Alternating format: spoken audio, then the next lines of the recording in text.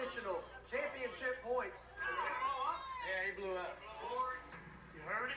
Oh, yeah. I don't really have it whipped up. I think I just broke the blower. Good race.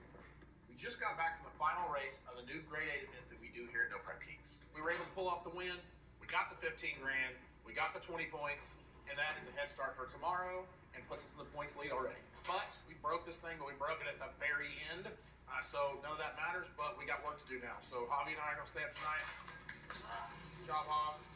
We're going to try to get this thing ready for the passes tomorrow, because while we're really excited about tonight, we're excited about the money, and we're excited about the points, tonight I'm going to sleep the winner. That don't mean anything for tomorrow. Ahead in points lead